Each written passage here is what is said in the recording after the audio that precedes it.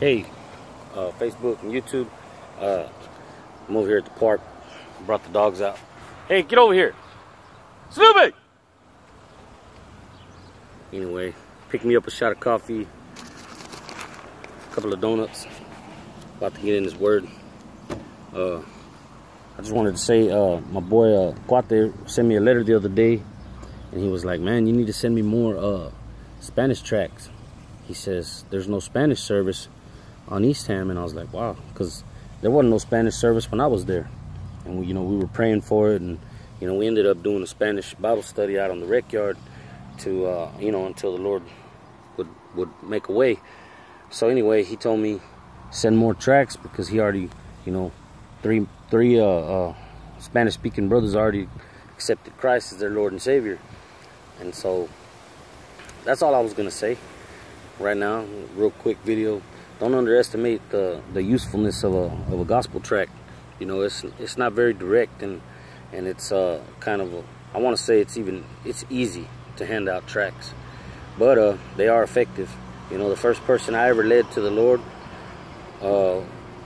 when I hit TDC, when I hit prison back in 2003, some guy from Mexico, matter of fact, he came up to me and he said, "Hey, Turtle," he goes, "How do I be like you?" And I go, "What do you mean?" He goes, "I don't know, there's something about you, there's some kind of peace you got or something, and I see you read the Bible." And I was like, well, I kind of froze up because I never led nobody to the Lord. I never really shared the gospel, shared my faith with nobody.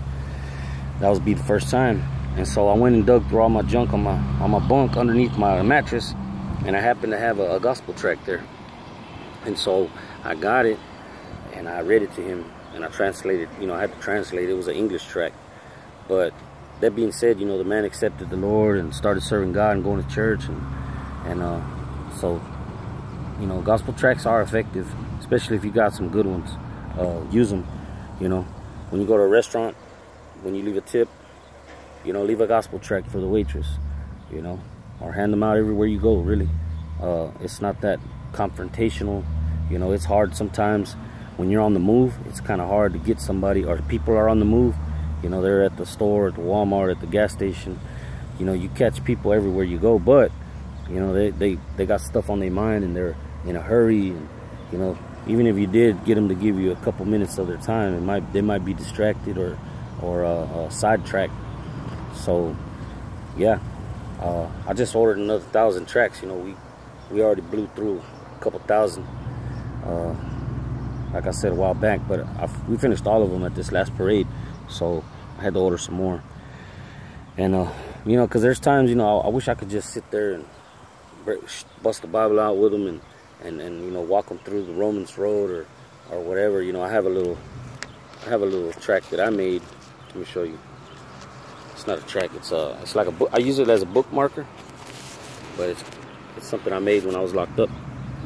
It's called The Gospel of God. Can you see that? And it's got all the primary scriptures you need to lead someone to Christ.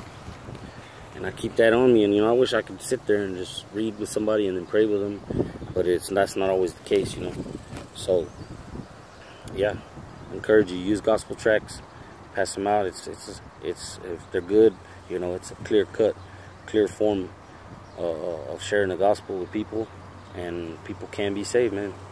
Matter of heaven and hell, life and death.